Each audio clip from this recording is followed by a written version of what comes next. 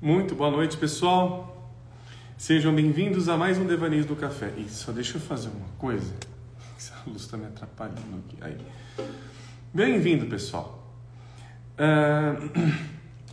Começamos mais um encontro aqui no SEI de Campinas, né? Nós estamos no Café Dialógico. E essa parceria, essa nossa casinha dos nossos encontros de quarta-feira às 7h30 da noite, acontecem aqui na cidade de Campinas, na rua Doutor Quirino 1856. Quem quiser um dia visitar... Olá, Flá Regina! A Regina está aqui conosco. O pessoal já está entrando, mas eu estou já dando as boas-vindas para o nosso espaço de imaginar coisas. Vamos colocar nesse sentido, de imaginar assuntos contemporâneos, temas específicos e semana que vem, inclusive, iremos fazer um encontro diferente. Iremos falar sobre filme. Eu fiz hoje uma enquete eu fiz ontem a enquete e hoje eu publiquei o resultado nos stories da página sobre 3 filmes.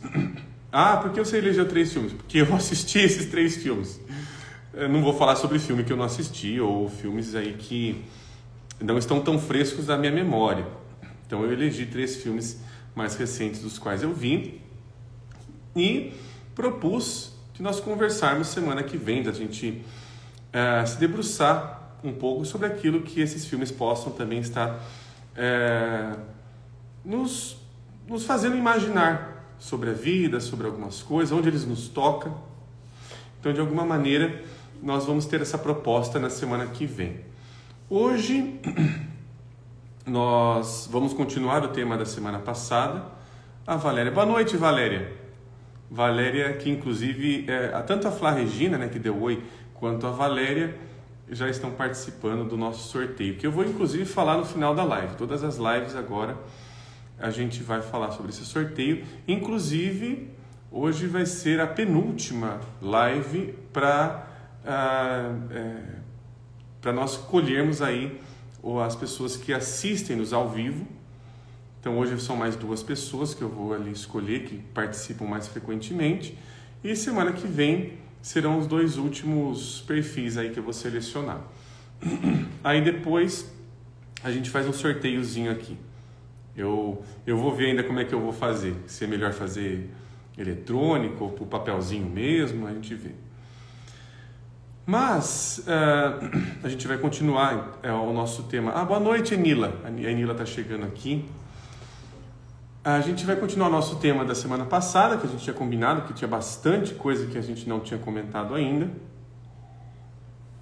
sobre o tema da transitoriedade. Hoje vamos falar sobre transitoriedade. E bem, antes da gente começar, aqui, Caminhos do Inconsciente. Boa noite! Olha, o perfil Caminhos do Inconsciente aqui dando oi para nós. E então, antes da gente começar, também eu queria reiterar a nossa parceria com a editora Vozes, que em breve, porém não tão em breve, pretendo passar algumas outras novidades, inclusive sobre livros da Vozes, sobre lançamentos futuros, mas ficará ainda como um segredo, mas já está encaminhado algumas coisas e vai ser uma coisa bem bacana. E aí eu vou trazer para a live assim que tiver algumas coisas já prontas. Bom, a gente vai voltar então no nosso tema da semana passada, falaremos um pouco sobre transitoriedade. Um pouco não, né? Estou sendo bem eufemista falando um pouco, mas a gente vai falar bastante sobre isso. Vou continuar lendo a carta que eu selecionei do Rilke, este livro aqui que eu tenho em mãos, da editora Planeta, que é uma versão nova. Essa daqui, ó. Essa do Cartas a um Jovem Poeta, é um livro bastante conhecido, é um livro que ficou famoso, acho que lá para a década de 80, 90, não vou lembrar exatamente qual, não estava nascido na época, ou eu era muito criança para saber. mas eu fiquei sabendo que era conhecido. É uma curiosidade que eu sinceramente não sabia. Eu conheci ele meio aleatório. Conheci ele, inclusive esse é um outro ponto. Eu conheci o Rilke assistindo o programa do Provocações com a Bujanra, na época, e ele tinha recitado um poema que na verdade era uma parte, um trecho do Cartas a um Jovem Poeta. E aí aquilo ficou reverberando na época. Não tinha chat GPT, tá? Não tinha essas inteligências artificiais que nós temos hoje. Então, exigia-se ali que para você encontrar alguma referência, você tinha que ter memória de alguma coisa, de alguma frase, para conseguir procurar no Google, para conseguir procurar em algum mecanismo de busca. E aí eu lembrei, né, de uma parte de uma frase dele, e foi aí que eu comecei a pesquisar, ver, esse daqui que é o poeta que ele citou, e fui me interessando cada vez mais. Muito porque o Rilke é um poeta que, inclusive, ele é bastante lido e bastante referenciado por Gaston Bachelard. Ele teve contato direto com Freud, com Luandré Salomé. Então nós não estamos falando de qualquer cara, nós estamos falando ali basicamente do que é considerado, inclusive, um dos maiores poetas de língua alemã do século XX.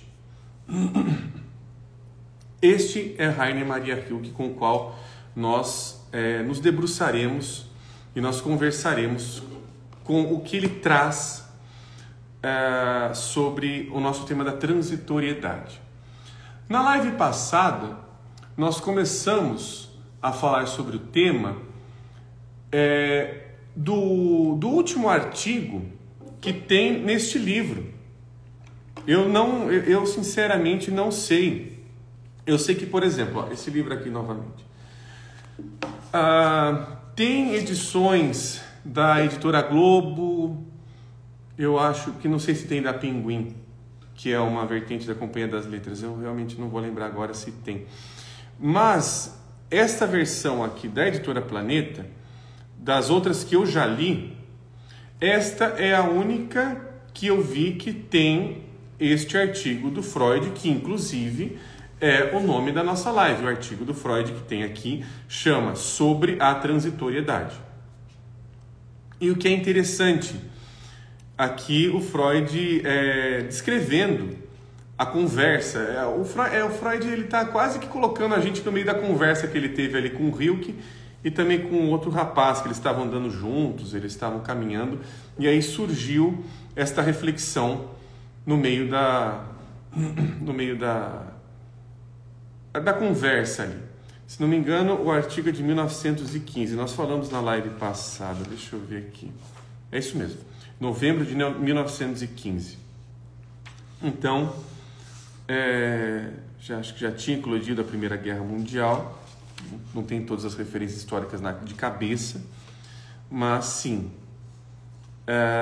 Então, eu estou citando esse artigo do Freud não à toa, porque eu vou pegar uma partezinha dele, reler uma parte, para a gente ir introduzindo e depois nós vamos conversando sobre alguns outros trechos que eu grifei da carta do Rilke, que eu acho que é de 1904.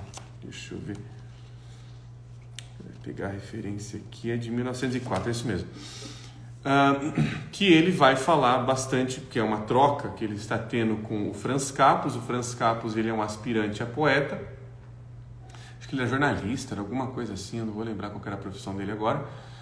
Mas ele admirava a obra do Rilke, ele admirava o olhar poético que o Rilke tinha sobre as coisas, e eles trocavam cartas ali, inclusive dá para ver um Capus bastante do tipo, e aí, tá certo o que eu tô falando? E aí, acertei o alvo, não sei o quê. Então ele está bem preocupado em relação a isso, e o Rilke vai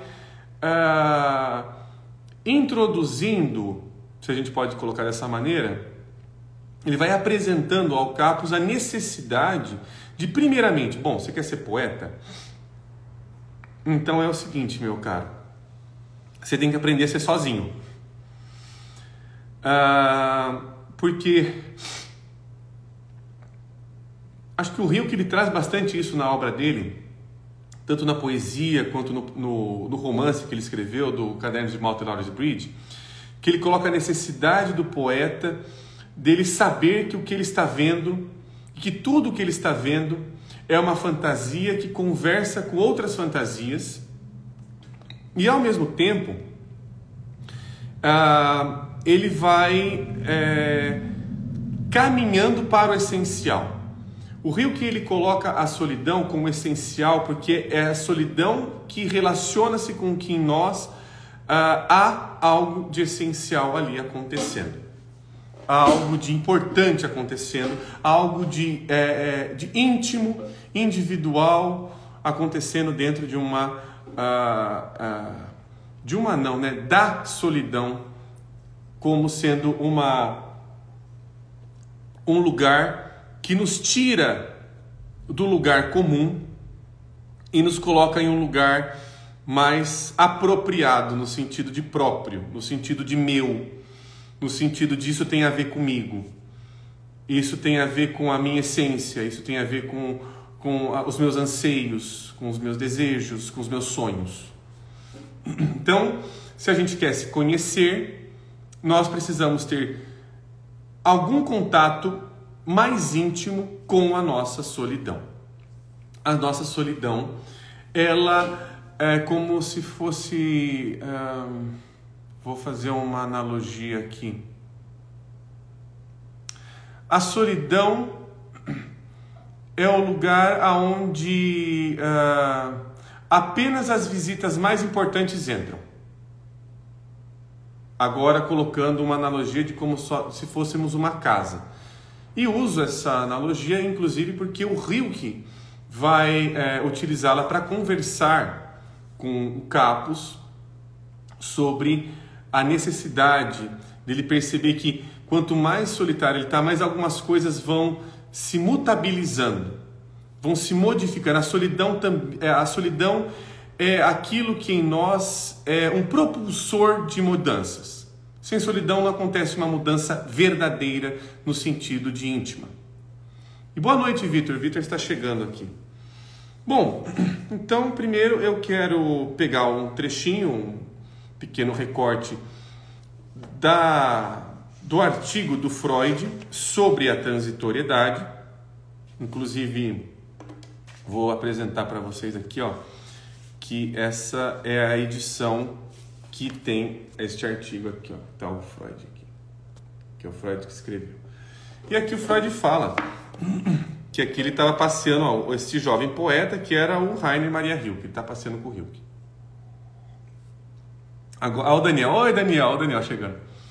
O Daniel, obrigado, me sinto só e agora estou animado com isso. Como é que era aquela música, Daniel? Eu me sinto só, mas quem é que nunca se sentiu assim? Aquela do CPM 22. Aqui a Flá Regina, acredito que na solidão aparecem muitos visitantes. Mas esse é um ponto. Aparecem visitantes imaginários para conversar com o visitante real, tá? É isso que a gente vai aqui falar, porque a gente não está falando sobre qualquer visitante, estamos falando sobre aquilo que dá base àquele que está imaginando. Então é sobre isso que nós vamos falar. Então hoje vamos citar um pouquinho de Freud de novo. E aqui o Freud, esse artigo é o último do livro, é o último escrito do livro. Termina com Freud aqui, Realmente termina no Freud, não tem mais nada escrito. E como na live passada, eu não li o artigo inteiro e não vou ler. Quem quiser ler e tiver curiosidade, arruma o livro. A intenção aqui é também da gente fazer a busca própria. Estou interessado. A gente busca, porque eu vou trazer aqui também o que me interessa, de alguma maneira, ou o que eu selecionei para nós conseguirmos olhar através disso. Tem uma outra parte aqui, quer ver? Isso aqui é uma parte interessante, mas eu tô falando disso agora, peraí.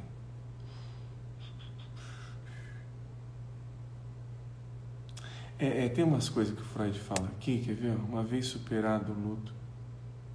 Você fala, eu não sei se é questão de tradução, mas é uma linguagem um pouco ruim aqui. Não tá boa essa palavra aqui.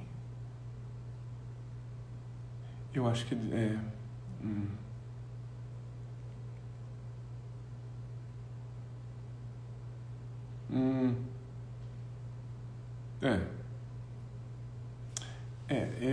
essa parte aqui não tem a ver. Não tem muito, não. Eu vou ler essa daqui, então. Eu tinha visto uma outra, mas não vai entrar muito no tema. Então, a gente vai começar aqui da página 204. Só para situar o que o Freud está falando aqui, ele está falando, ele já está, até ele não fala com esse nome aqui, ele fala com a palavra que ele utiliza, que é emoções, mas aqui ele está falando de pulsão de vida e de morte, que até a teoria das pulsões aqui. Então ele está empolgado com o que ele está criando também, né? O Freud empolgado aqui. E aí, o que ele percebe aqui? Vamos situar o que o próprio Freud trata. Que ele está lá passeando, bonitinho e tal, e de repente tem um sentimento de dor sendo vivido naquele passeio, pois o poeta e um amigo taciturno, são duas pessoas que o Freud está passeando, que é esse amigo taciturno e o jovem poeta. Agora, quem que é esse amigo taciturno aqui, eu não sei. Para mim, me lembra muito o Hermann Hesse. O Hermann Hesse que era taciturno. O Hermann Hesse também era, mas pode não ser ele. Mas ele está situando aqui que ali começou a tomar um sentimento de tristeza em relação a perceber que a beleza ela estava por acabar. Inclusive estava ali nos rumores de guerra, né? O Freud fala que até numa parte desse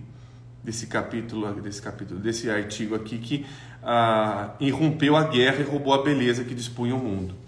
Então tinha essa parte aqui. Mas ele começa a refletir, o Freud. E aí ele começa a perceber, beleza, eternidade, né? A beleza eterniza, mas espera aí. Alguma coisa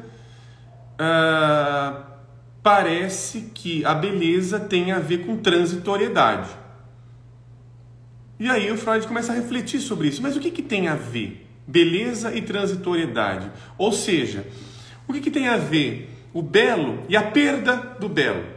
Ele está colocando ali uma questão de, alguma coisa que deixa de existir. Se a gente está falando de algo eterno, é algo que deixa de existir, de alguma forma. Aí o Freud diz o seguinte: somente essa exigência de eternidade, isso é o segundo parágrafo da página 204. Somente essa exigência de eternidade evidencia de forma clara demais um sucesso de nossa vida de desejo. Antes de poder reivindicar o direito a um valor de realidade, mesmo o doloroso pode ser verdadeiro. Não pude me decidir nem a negar a transitoriedade geral, nem a forçar uma exceção para o belo e o perfeito. Mas contestei diante do poeta que a transitoriedade do belo trouxesse consigo uma desvalorização dele, como se, se algo é belo, porém não é eterno, então será que essa beleza ela é verdadeira? Essa é uma indagação interessante. A gente encontra isso na vida, na própria clínica, quem trabalha ou quem faz análise ali, ou quem está sendo analisado, dessa indagação. Essa indagação, olha que interessante, é aquela coisa, aquela que a gente aprende de uma certa maneira. Ah, se não durou, então não era para durar, não era para ser para mim e tudo mais. Aqui isso é contestado. Aqui o Freud começa a pensar, bom, será que é só isso? Porque isso é o óbvio, isso é o comum, isso é o... É o senso comum, digamos assim. E aí o Freud escreve o seguinte aqui. Pelo contrário, a transitoriedade do belo é uma valorização. O valor da transitoriedade é um valor de raridade no tempo. Essa é uma sacada que o Freud tem, que é bonita, que é bela, se a gente pudesse colocar nos mesmos termos que ele está dizendo. Por que ele está dizendo? Ou seja, o transitório faz com que aquele momento comum se torne raro. Faz com que todos os segundos tornem-se raros, de alguma maneira. Porque eles serão insubstituíveis, serão invivíveis novamente daquela maneira. Ele está trazendo um fator de raridade, ele está fazendo uma coisa muito bonita, ele está vendo um fator de... Existe algo que torna o belo como ele é, porque para que ele seja belo, ele precisa ser raro. Para ele ser raro, ele também precisa ser transitório. Ele também tem que deixar de ser belo para ele ter, digamos assim, o seu momento. O momento é aquele momento onde essa raridade ela pode ser percebida, ela pode ser vivida como um momento único. Ele coloca o raro como algo mais único, como algo mais pertinente àquele instante. E agora só uma pausa, que tem alguma coisa aqui que eu perdi. Alguém comenta. Ah, aqui, ó. A Valéria trouxe uma parte da canção do Alceu Valença. A solidão é fera, é amiga das horas, é prima irmã do tempo, e faz nossos relógios caminharem lentos, causando um descompasso no meu coração. Que linda essa letra do Alceu Valença, Valéria. Eu não conhecia essa letra do Alceu. Que linda.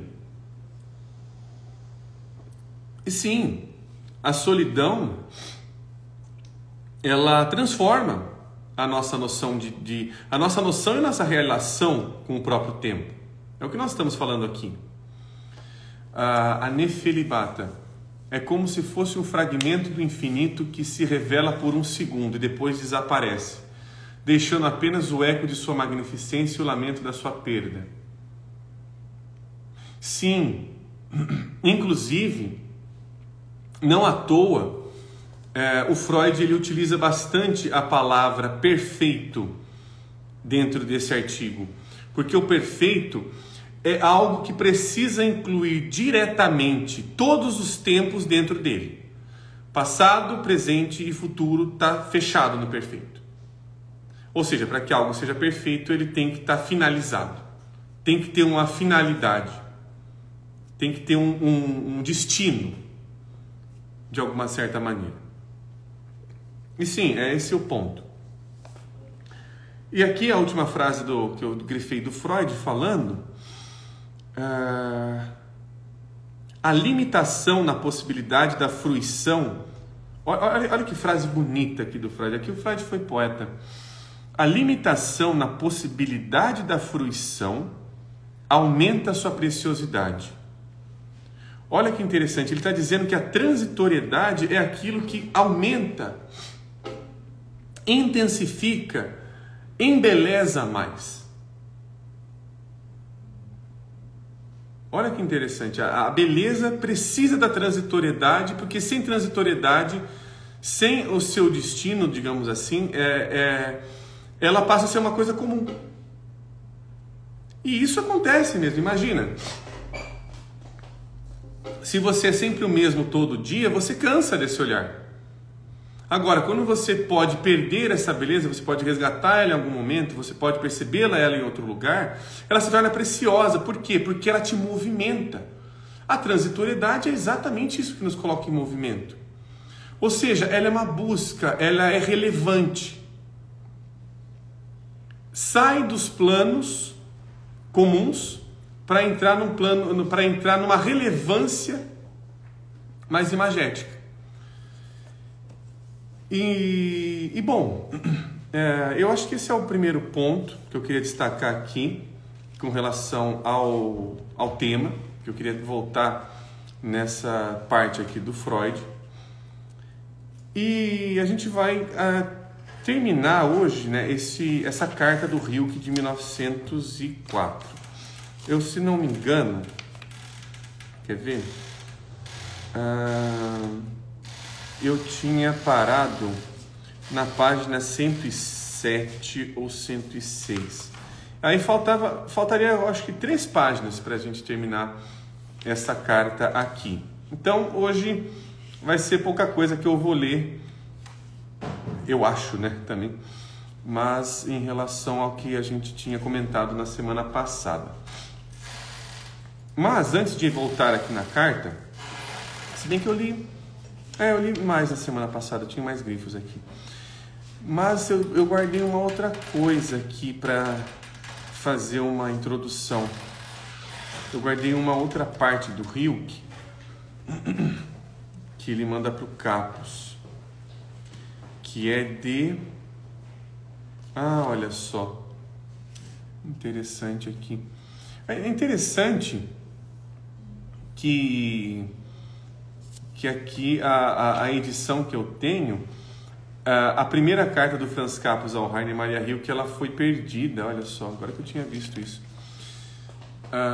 Deixa eu ver.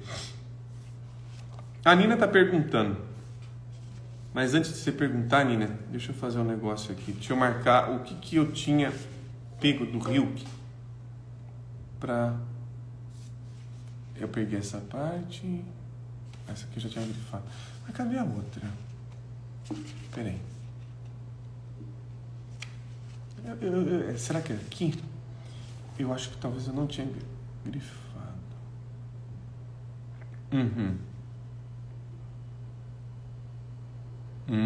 Essa parte aqui sim.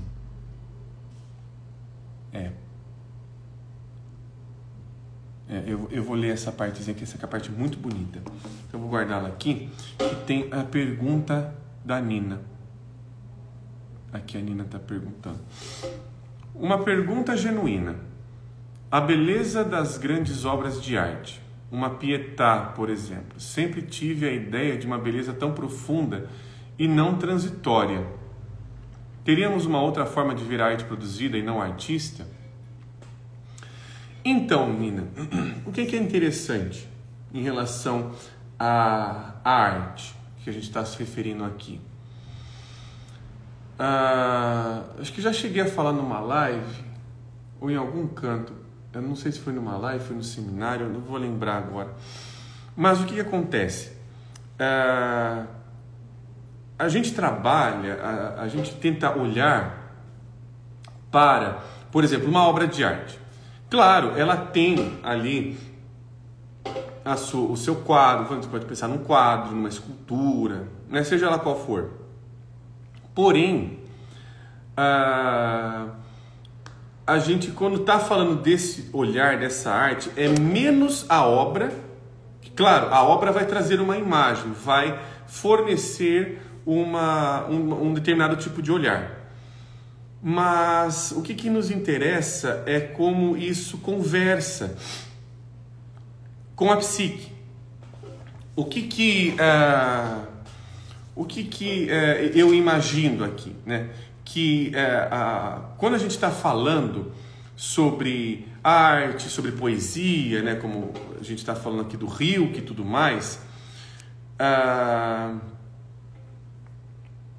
o que o poeta ele está interessado é trazer uma linguagem análoga à linguagem dos sonhos, por exemplo. O poeta, ele fala, tá, quando a gente sonha, a gente começa a ver umas coisas meio bizarras. A gente começa, sei lá, vamos citar Dali. A gente começa a ver girafa queimando, a gente começa a ver, sei lá, baleia nadando no céu. Coisas assim que são, pensando no nosso plano físico, irreais. Só que o poeta está tentando ver o seguinte: o que o irreal dá base para que a realidade aconteça? E vice-versa. O que a realidade pode estar conversando com os seus níveis invisíveis? Aquilo pode estar acontecendo e eu não estou vendo. Então, a obra produzida, né, que você está trazendo aqui, ela é uma maneira que foi imaginada assim. E ela está preservada daquela maneira, né? Preservada, sei lá, como um quadro, num museu, numa casa, uma escultura. Ela está preservada ali. Só que, se o quadro está no museu e ninguém visita o quadro, ou se todo mundo passa, que legal, um quadro bonito, e passa, aquela obra não é mais uma obra de arte. Ela pode ser uma obra capitalizada. Ela pode ser uma obra a serviço aí do que hoje nós chamamos de mercadológico, de capital, né? As pessoas vão lá visitar e tudo mais. Porque para que você entre em contato com qualquer tipo de imagem que nós estamos nos referindo, ela precisa ser psicologizada. E psicologizar é ser afetado por imagens. Se aquela imagem não afeta, ou eu não me permito, ou não há uma possibilidade de ser permitido com que aquela imagem seja afetada, ela é só um quadro, ela é só uma obra de arte. Então, a beleza está exatamente nesse ponto psicológico que nós estamos falando. Em um relacionamento com a imagem mais do que com a obra de arte. Porque a obra de arte pode estar me oferecendo um acesso àquele tipo de beleza. Mas ela não existe se ela não for experimentada, vivenciada. E aqui é o que o Hilke está trazendo. Quando ele fala sobre solidão, ele está dizendo, fica com isso, porque senão isso aqui não vai fazer efeito. Isso só vai ser um poema para ser publicado no jornal, no livro e ganhar dinheiro. Ele falou, isso daí, tudo bem, bacana, você pode ganhar dinheiro com poema, mas você ainda não vai ser poeta, porque ainda te falta o olhar. O Hilke está preocupado com o olhar de poeta, porque ele é um poeta. Ele não está preocupado se o cara vai ter fama, fortuna, como inclusive o Capus traz nas cartas dele, que isso é uma preocupação ali. O Hilke lê ele bem. O poeta é aquele que lê bem a fantasia que o outro não sabe sobre si. Então, de uma certa forma, o poeta nos interessa psicologicamente, porque é o que nós fazemos psicologicamente dentro de qualquer que seja a psicanálise. Bom, falei bastante, não sei se consegui falar, eu não sei se conseguiu dar para ser compreensível, Nina, se puder me avisa, que eu fui aqui devaneando. Aqui tem um comentário da Enila, tem algo de fugidio na beleza, ela não se deixa aprender. Sim, ou seja, ela é uma tochinha pequena, ela é um detalhe. Se eu não tiver preservando essa chama, ela apaga muito rápido. Se eu não estiver realmente olhando para o quadro, se eu estiver preocupado se esse quadro vai não sei o que e tudo mais, eu não percebo que eu estou sendo afetado e como este quadro, como essa imagem está me afetando. Eu estou preocupado ali com uma funcionalidade. E claro, a gente está tão dentro de uma cultura, dentro de uma dinâmica de vida, que é constantemente preocupado se as coisas funcionam ou não, que a gente deixa de se relacionar com tudo. Um relacionamento, uma família, um carro, tudo isso pode ser só um objeto. Isso pode deixar de existir para mim. Não que a coisa não exista, mas de existir para mim. Não é que meu filho, né? Por exemplo, o Memórias e Reflexões do Jung, quando ele fala ali que a igreja está morta, né? Quando ele vai lá num seminário lá do pai sobre alguma coisa lá que o pai dele era pastor protestante. Ele percebe ali, mas ele percebe que ele também está ali, né? Mortificado. Pô, não está tendo vida aqui, não estou imaginando. Mas ao perceber isso faz algum efeito em nós. Isso faz algum efeito do sentido, poxa, eu que estou passando por isso. Sou eu que estou vendo dessa maneira. Não vamos nos esquecer de uma frase importantíssima que o Jung traz, que toda psicologia é uma confissão pessoal. Eu até estava conversando com um amigo meu hoje, estava conversando com ele hoje, trocando uma ideia com ele, e eu falei para ele, cara, por mim, todas as faculdades de psicologia, para mim, tinha que ter essa escrita na porta ali. A pessoa vai entrar na faculdade e tem isso aqui, ó.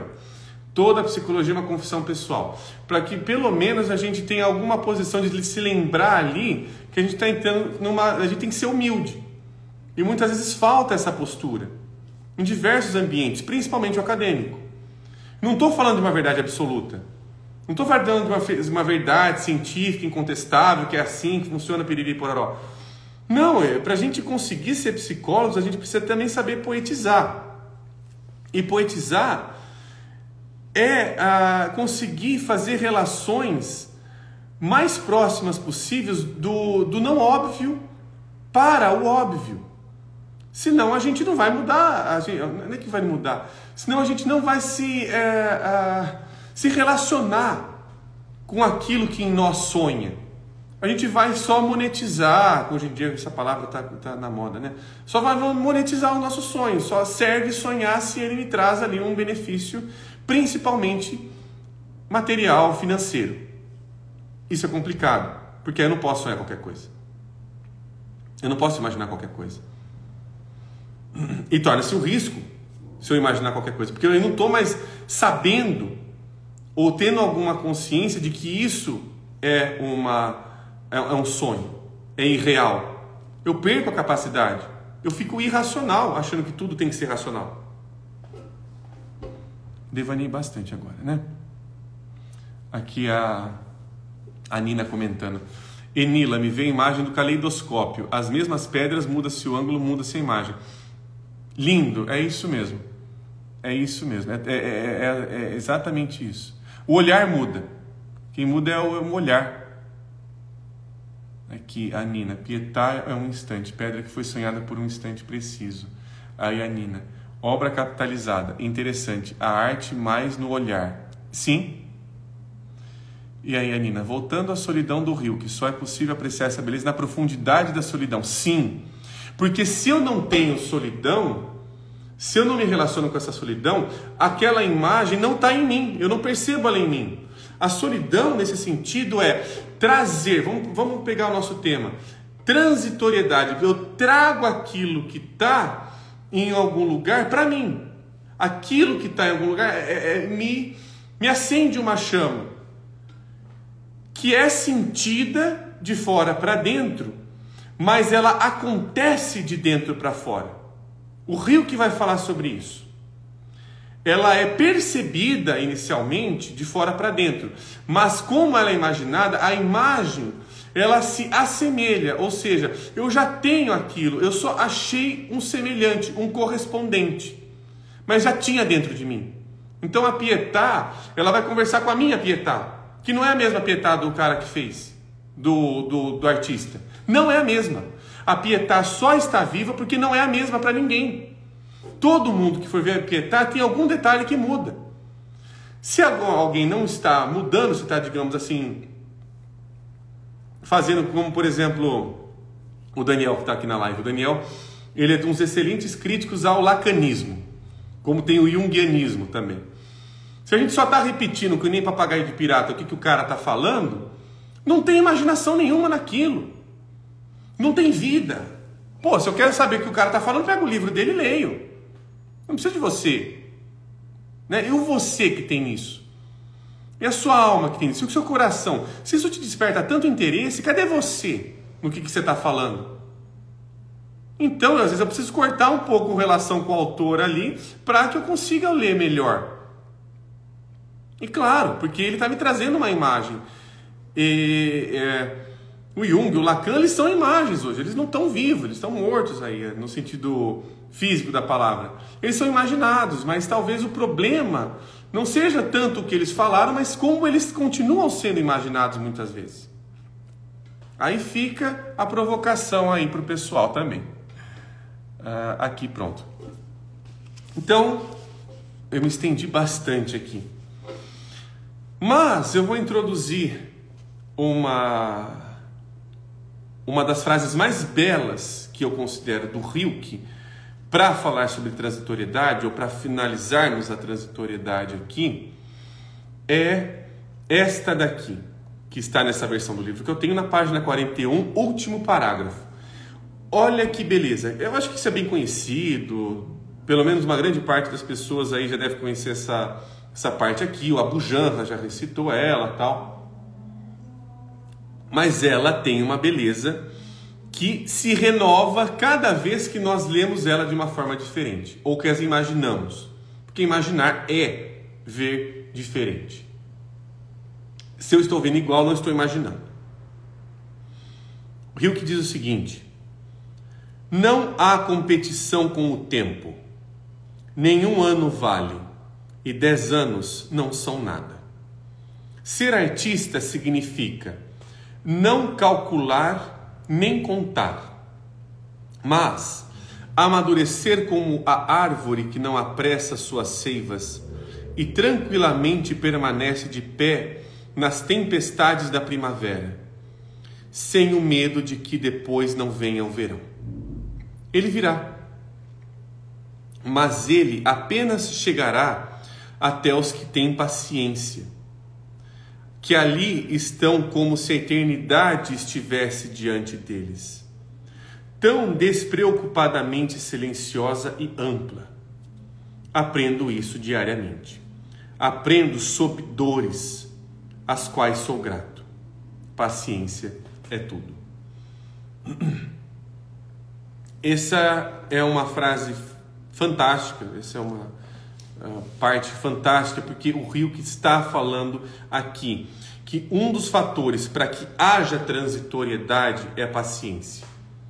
E paciência é permanecer. Permanecer em quê? Claro, não de um sentido literal, mas ele coloca o permanecer em passar por aquilo que está sendo sugerido pela imagem. Nos nossos estudos alquímicos, para quem acompanha os devaneios de domingo, nós estamos falando disso. O que muda é a imagem em mim, e ao mesmo tempo ela me muda. Eu sou o agente passivo da ação da própria imagem. Eu preciso passar por isso porque a minha alma, ou aquilo que me imagina, precisa passar por isso. Precisa sofrer essas intempéries. Então, se eu tenho paciência para que as minhas imagens mudem, para que elas tenham o seu próprio trânsito, eu começo a ter uma relação mais íntima comigo mesmo. Eu tenho uma relação mais própria. Eu tenho uma relação onde eu não sou mais definido por alguma coisa, por aquilo que eu faço, mas eu posso me encontrar, e a partir do momento que eu me relaciono com a minha solidão, eu estou me relacionando com quem em mim constantemente sonha e constantemente está dizendo: agora você é isso, agora você é aquilo, mas no agora, dizendo como eu sou plural. Os sonhos nos mostram a nossa pluralidade, mais do que o nosso a previsão do tempo, digamos assim, que vai acontecer na semana que vem e tudo mais. Os sonhos nos é plural por conta disso.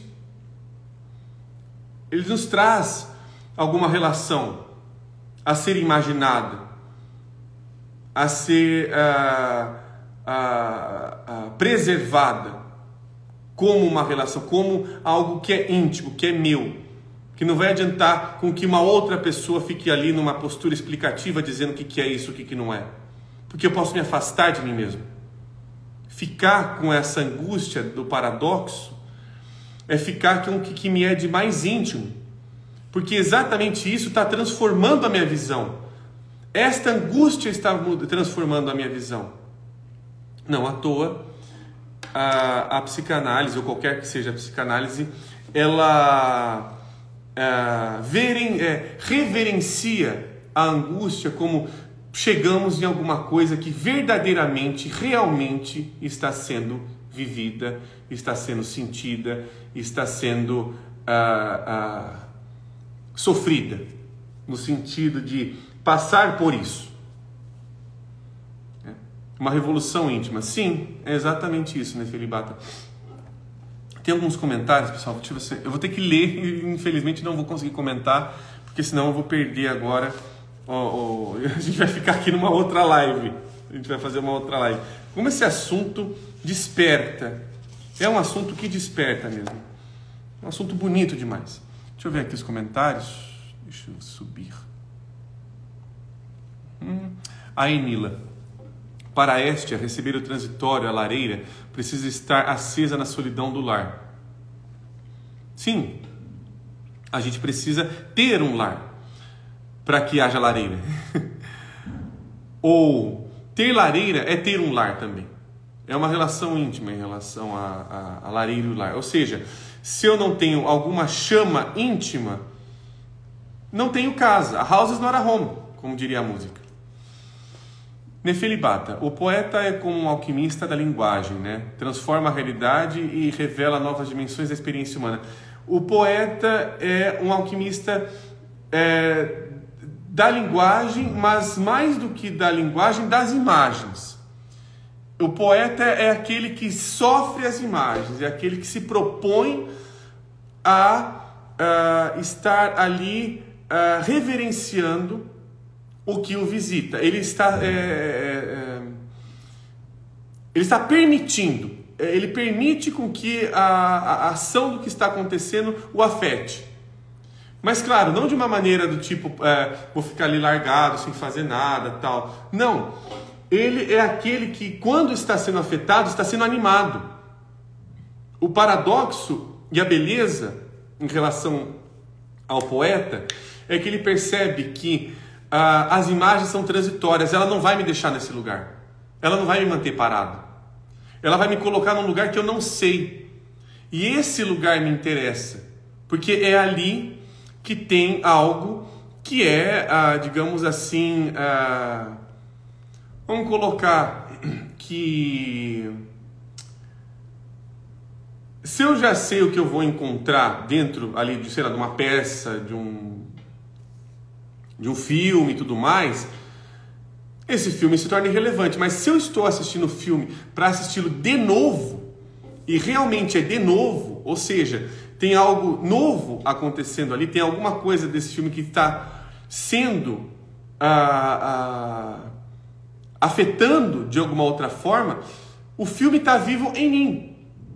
Aquilo, a obra que está acontecendo ali, né, no cinema, na televisão, seja onde for, ela está conversando comigo, com as minhas imagens, com o que aquilo está trazendo sobre a minha forma de imaginar as coisas, né? Com as minhas realidades, né? Está me trazendo algo. E vamos ler aqui então, eu vou ler alguns grifos, deixa eu ver. São poucas coisas, então vai dar para ler.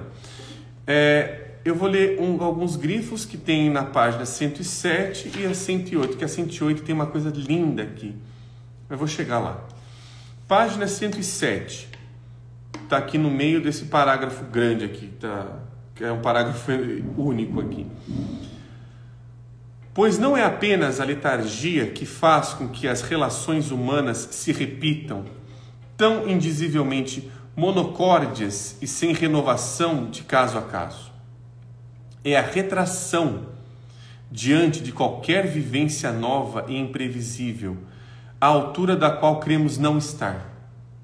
Olha que lindo que o Rio está dizendo aqui. Não é a letargia, mas a retração. O que ele está dizendo?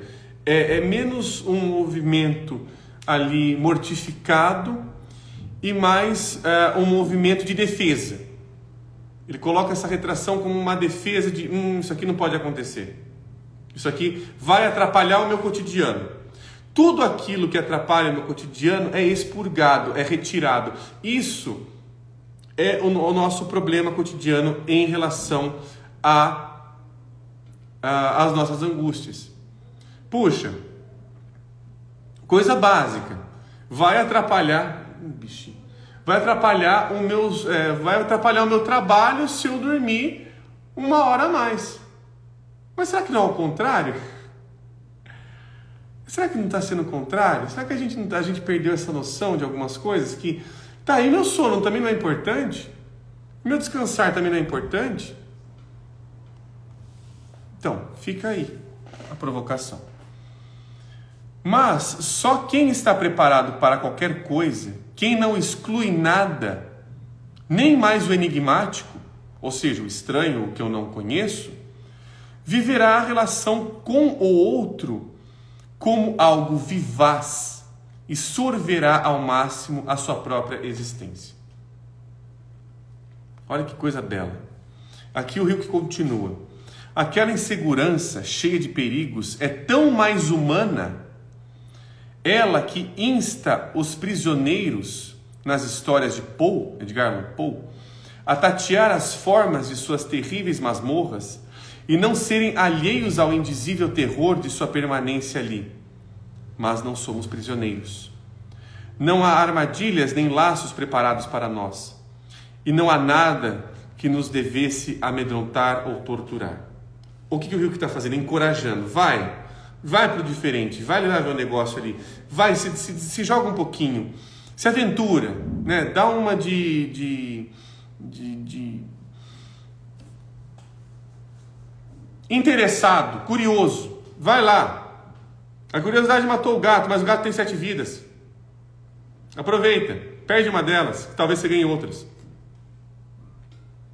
Fomos colocados na vida como no elemento ao qual mais correspondemos. E além disso, ao longo da adaptação milenar, acabamos por nos tornar similares a essa vida que, se nos mantivéssemos quietos e parados, dificilmente nos distinguiriam de tudo que nos cerca, como um feliz disfarce. O poeta continua. Se ele tivesse horrores, então são os nossos horrores. Se tiver precipícios, então esses precipícios nos pertencem. Se há perigos ali, então precisamos tentar amá-los.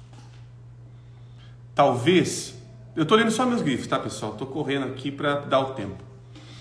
Talvez tudo o que há de horrível seja bem lá no fundo. Olha isso aqui é Bachelard bebeu do rio, que eu acho que ele mergulhou e engoliu quase que a fonte do rio, porque ele também fala sobre isso.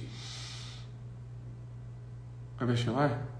É o Bachelard e tem outro. É o Bachelard, é isso mesmo. Talvez tudo o que há de horrível seja bem lá no fundo o desamparo que quer o nosso amparo.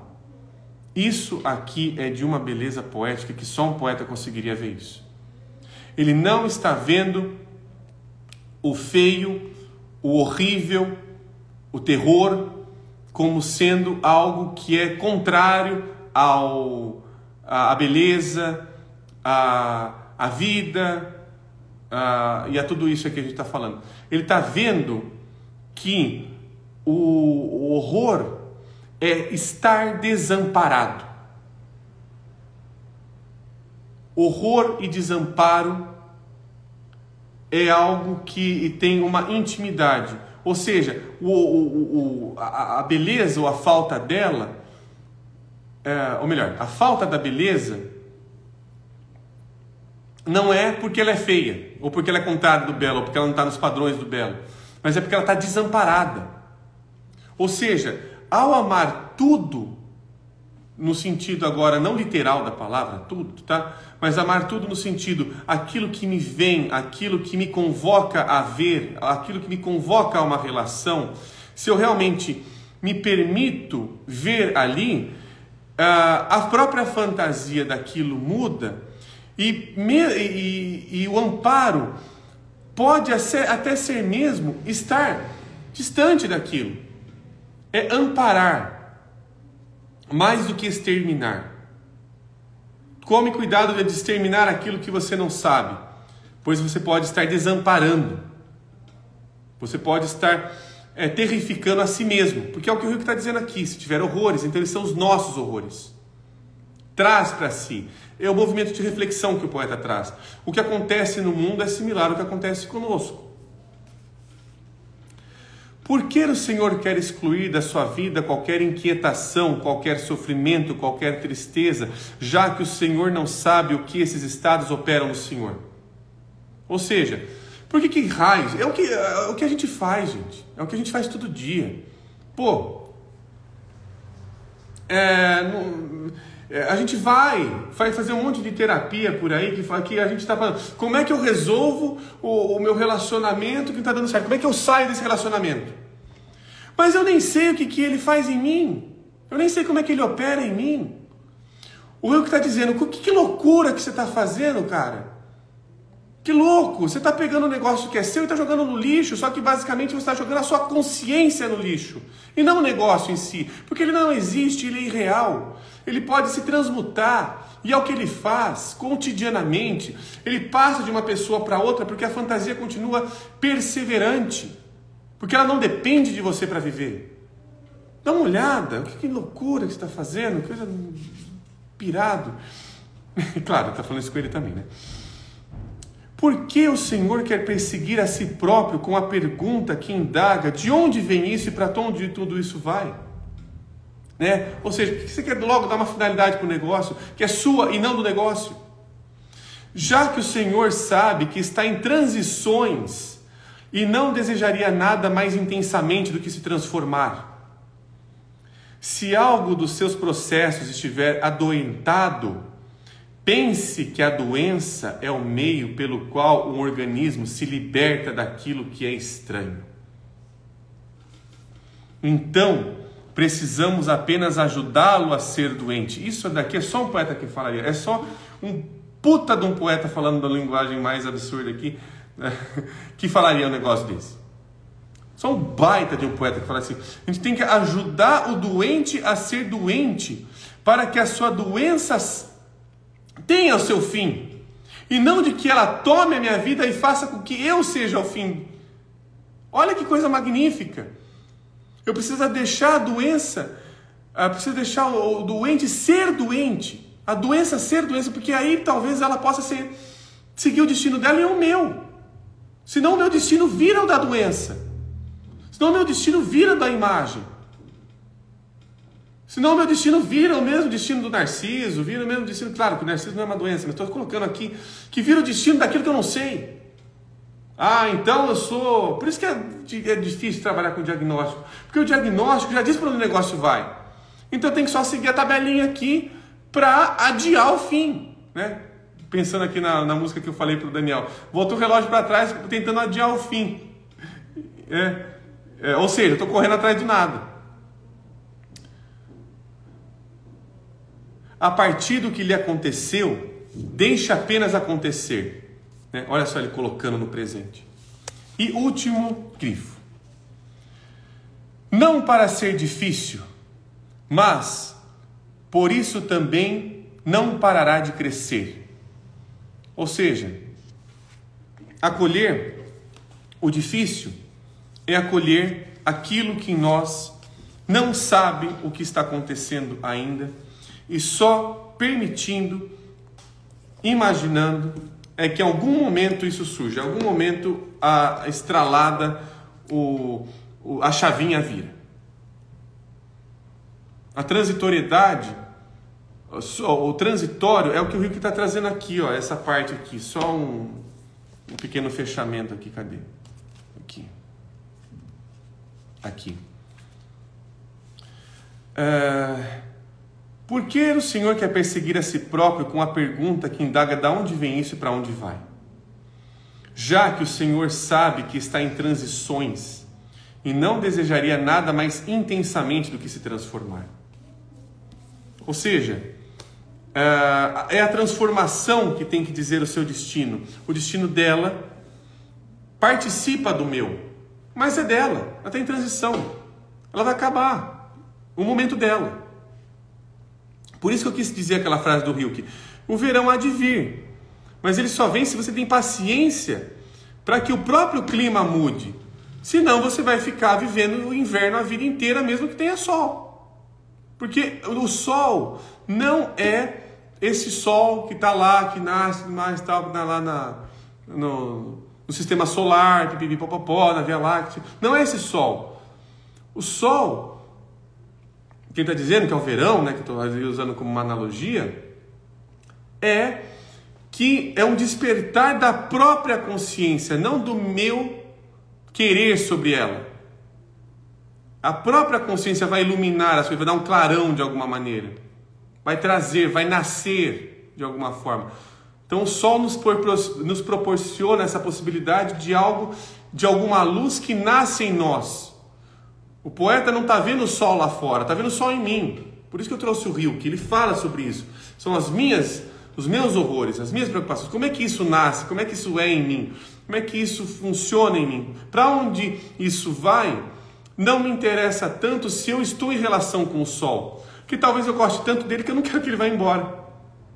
Né? Então o transitório é isso. Né? É tipo Nanny McPhee. Quando você precisa de mim, quando você não precisa de mim, ela tá. Agora quando você precisa, ela vai embora. É tipo isso. É tipo a Nanny McPhee. Então, pessoal, terminamos os nossos devaneios sobre transitoriedade. Esse foi o nosso último encontro. O encontro da semana que vem é o nosso primeiro Cine Devaneios. Então, quem quiser participar, já aviso que vai ter spoiler do filme. Já aviso que não adianta reclamar se você deu spoiler do filme. Eu vou falar spoiler do filme mesmo. Então, quem quiser participar, assista o filme, para se não quiser levar um spoiler aqui. Mas o filme é tão bom que mesmo com spoiler, você assiste ali o filme e se debruça nele. É um filme fantástico. Claro, é opinião minha. Mas é um baita filme também, né? Pelo amor de Deus. Não é à toa que ele é o filme mais assistido da plataforma MUBI. Ele foi o mais assistido. E o pessoal falando, muito bom, maravilhosa live. E, poxa, fico agradecido. É o que nos inspira a continuar aqui. Muito obrigado, viu, pessoal? E, como toda final de live estou fazendo, nosso sorteio, camisa da Tomier. Quem é a Tomier? É uma personagem emblemática do Junji Ito que eu vou sorteá-la para quem participa das lives ao vivo. Então, as pessoas que participam ao vivo, assim que chegar no número 10, hoje nós vamos chegar no número 8, vão estar participando do sorteio. E aí, um dos arrobas aqui, né, dos Instagrams vai ganhar esta camisa logo mais. Aqui o José Carlos, estou chegando agora, qual é o filme? O filme da semana que vem, José, é o After Sun. Está no Netflix, se não me engano, e também está no MUBI. Bom, as duas arrobas aqui é a Tatiana Morels. Tatiana, se você estiver aí online e quiser participar do sorteio, dê um ok para mim. E tem um outro arroba que eu não estou achando aqui. Oh, Deus. Onde que tá? Deixa eu achar aqui. A Tatiana Morels. E é a Dani. Eu vou tentar achar aqui o arroba dela, mas eu não estou conseguindo encontrar. Que é da Dani. Então, Dani, se você tiver aí, por favor, dê um ok. Então, é a Tatiana Morels e a Dani. A Dani, ela... A Denise. É que eu não sei o arroba dela aqui. Não sei se é a Dani ou a Denise, mas... Estou tentando achar aqui. A Tatiana Morels, quero sim. Então, a Tatiana já está no sorteio. Nosso número é a nossa 7ª participante. Agora, a 8ª é que eu não estou achando aqui, viu? Não sei se ela tá aqui. Deixa eu tentar voltar lá para cima, ver se eu consigo. Eu sei que ela entrou alguma hora aqui na live. Deixa eu ver aqui como é que é o arroba dela. Se ela estiver aqui ainda nos vendo, né? Se não, aqui ó. É a Deni, achei. Underline Deni.omw. Underline Deni.omw. Deni, se você estiver aí, por favor, me avise. Então o José Carlos falando, coloquei Hipnose na Bumbi, já está na lista também. É um baita livro. Baita filme. E a gente vai fazendo. Ah, show, a Deni. Quero. Então a Deni é nossa oitava. Ótimo. Então a Deni está participando também do sorteio. E os 2 últimos perfis serão selecionados semana que vem, tá, pessoal? Então, muitíssimo obrigado. Fico bem agradecido com o nosso encontro hoje. Então, semana que vem nós faremos nosso primeiro encontro, né, do Cine Devaneios, do filme After Sun. Vou lembrar vocês aí durante a semana para assistir o filme, porque senão eu vou dar spoiler e vocês vão reclamar. Ou alguns vão reclamar aí. Então, nos vemos semana que vem, pessoal. Tudo de bom.